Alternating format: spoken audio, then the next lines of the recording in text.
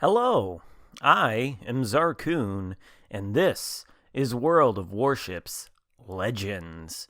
Today, I'm going to be featuring my favorite Japanese destroyer, or at least my favorite tech tree Japanese destroyer, and that is the Tier 7 IJN Gunboat DD Akizuki, which is the only true Japanese gunboat currently in the game. Now, when the alternate Japanese destroyer line was released, it was billed as the gunboat line. But really, every destroyer that precedes the Akizuki in this gunboat line is more of an alternate torpedo boat. The Akizuki is the only true gunboat. And it does have the distinction of being the destroyer at Tier 7 with both the most numerous and lowest caliber guns. It has 8 guns, more than any other destroyer at the tier, but they are only 100 millimeters. Luckily, they get the 1/5 HE penetration, so they can penetrate 20 millimeters of armor, which is enough to penetrate the hulls of every destroyer you're going to encounter apart from the Khabarovsk, which has that trolley 50 millimeter plating along the side, and enough to penetrate some of the cruisers and, of course, superstructure on battleships. So the guns are quite effective. Now, the downsides of this ship are pretty significant. It's not very fast. I think it's got a top speed of 33 knots, which is very slow for a destroyer. There are many cruisers that are going to be able to outrun this, so you do have to be very careful with your positioning. And then it comes with torpedoes that have a 9 or 10 kilometer range. I think they go at 67 knots. They do, I think, a maximum of 20,000 damage or so they're very hard-hitting Japanese torpedoes. They're not terribly slow. The only problem is there are only 4 of them, so they can be difficult to land on target. But like with many, or like with all ships in this game, positioning is the key. So, usually on this map, destroyers don't like to rush the Bravo cap, which is why I was so eager to get into it, and it looks like it's paying off. I'm going to cap this thing with no resistance. And then I find a little gap between the islands here, where I can open some fire on these battleships, just kind of harass them as they pass through the gap, and that's what I'm doing. None of them are aiming at me. I'm pretty well protected by these islands. I think one of the Bismarck's secondaries does actually tag me, resets my capture progress, but it doesn't actually do any damage, so we're all good there. I'm running Togo on this ship instead of maybe the more typical Kurita.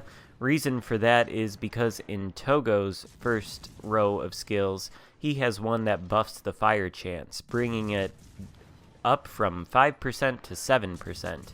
And the difference is significant, especially since these guns are firing every 2.4, 2.5 seconds. I'm not sure exactly what the number is, but 7% fire chance on 8 shells that are being fired every 2 seconds, it adds up. You light a lot of fires with this thing.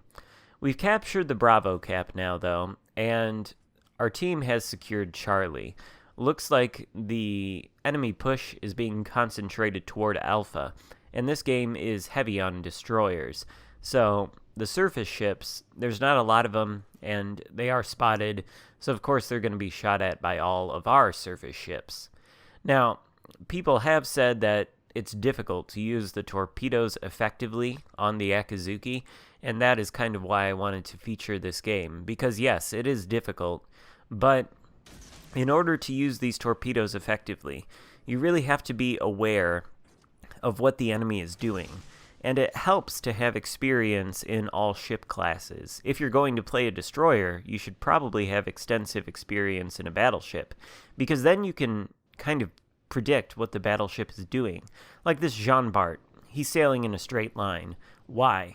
Because there's a friendly battleship right in front of him, and all his firepower is concentrated in the front, so he's got to keep his bow pointed at him, which means he has to go in a straight line, which means he eats all of the torpedoes that I sent his way, and I did use one of the 2 reload boosters to send a set of 8 torpedoes rather than a set of 4. That resulted in a devastating strike on that Jean Bart. And the reason I was confident enough to use that reload booster and send all 8 torpedoes his way was because I looked on the map, I saw that he was rushing bow in toward a single friendly battleship, and he didn't seem to be paying attention to anything else. He got tunnel visioned. And so, when he went toward that battleship, I knew he was not going to alter his course, or at least that it was very unlikely that he would do so, given that all of his firepower was in the front, and there was no need for him to alter the course. And so now he's dead. So, it does help to have experience in battleships to be able to predict that kind of thing. And as you can see, both teams are folding pretty quickly. Each team has already lost 4 ships, and we're about 6 minutes into the game. I've got an Iowa and I think a Bismarck out here, or it's an Iowa and a Massachusetts, but a Bismarck will come into play at some point.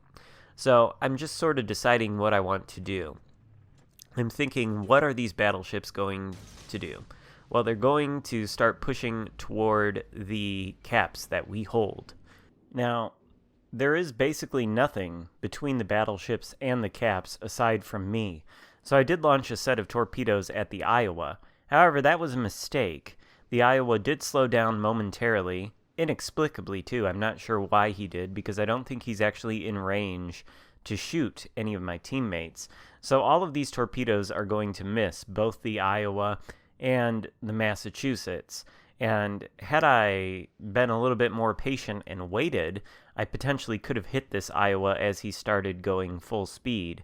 Now both the Iowa and the Massachusetts are under fire. Also, you'll notice that momentarily my anti-aircraft guns did open up against that single plane out there. This is something you can look for when you're in a battleship. If you know that you're being spotted by a destroyer and you suspect he's very close to you, and you launch one of your planes, you can see the destroyer AA shooting at the planes. So just keep that in mind when you're sailing a battleship and you've got a plane up in the air. I've done that before. I've been able to see where the destroyer AA is coming from and point my bow in that direction to avoid torpedoes that way. In any case, though, we've smoked up. We're losing sight of the Iowa and Massachusetts momentarily because we were the ones spotting them. But as soon as they fire their guns at our teammates, then they'll be revealed again. Switching fire to the Bismarck now, you can see that we're lighting quite a few fires, and we're getting a lot of damage as we hit the Bismarck superstructure. That one salvo that we hit there was worth 3K. We do have to be careful, though, because the Bismarck has sonar, which can detect destroyers or surface ships or anything at ranges of, I think, in excess of 5 kilometers. I don't think it's quite 6. But we want to start disengaging, getting out of the smoke screen as the Bismarck approaches us. We don't have any torpedoes. Actually, we do have our torpedoes, but we don't want to get close enough to the Bismarck for him to detect us in sonar. So we disengage from the smoke screen, and this is something you have to do when you're being rushed by a battleship. Also, I didn't notice at the time, but the Iowa was pushing in toward my smoke screen, so it's a very good thing we disengaged. Had we remained in that smoke screen, we would be dead right now. Just because you deploy a smoke screen and it turns out that you're not going to be able to sit in it and farm damage doesn't mean you should sit inside of that smoke screen in situations like this. It's worth more being alive than it is to try to get some extra damage by sitting in a smoke screen and then dying. Although we do have a very big advantage in this game. There are only 3 enemy battleships left versus 3 of our battleships, and myself in the Akizuki. We have 2 caps to their 1, and we're significantly ahead on points. And for some reason, the Iowa, Massachusetts, and Bismarck are all chasing me. They're all pushing into me, and my team is behind them, sort of just harassing them with fire. It's not super effective fire because they all appear to be angled against my teammates as they pursue me, but I just think that it's kind of funny that all these battleships are chasing a destroyer. Now, the Iowa is sailing bow in toward me. I don't think he's going to make any course changes, but of course I predict incorrectly. He does make a course change. He wants to turn, and he wants to start shooting at my teammates. Apparently, he has given up on the pursuit, and that turn takes him out of the path of the torpedoes just barely. One nearly catches him on the tail there. I've got the reload booster, though, and now that the Iowa has changed his course, I'm pretty confident he's going to continue sailing in a straight line in order to keep himself angled against my teammates there.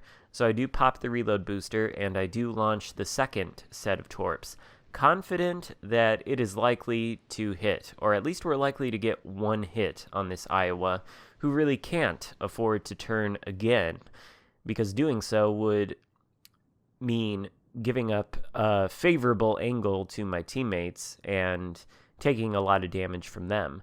So my torpedo prediction this time, after a couple mistaken launches, was correct. Maybe we didn't launch them far ahead enough, because he does outrun two of them, but the other two managed to find him, and it's nearly... okay, never mind. One manages to find him, and it's a lot of damage, but not enough to take him down. Still, it does cause flooding. The Bismarck is also turning. We no longer have any torpedoes for 55 seconds, but we do have our final smoke screen. So we're going to deploy that. We're going to fire at this Bismarck and this Iowa. Since the Iowa has just damage conned, if we can get a fire lit on him, then the fire will be fatal. Or, you know, if one of our teammates gets a fire lit on him, it's going to be fatal too. And it doesn't really matter who lights the fire so long as the Iowa dies, but I light the fire. So I know that the Iowa is dead. I no longer have to shoot at him. And I think that's actually a second fire on the Iowa. So he's got two burning on him now. And there we go. We get the Arsonist medal and our second kill of the match.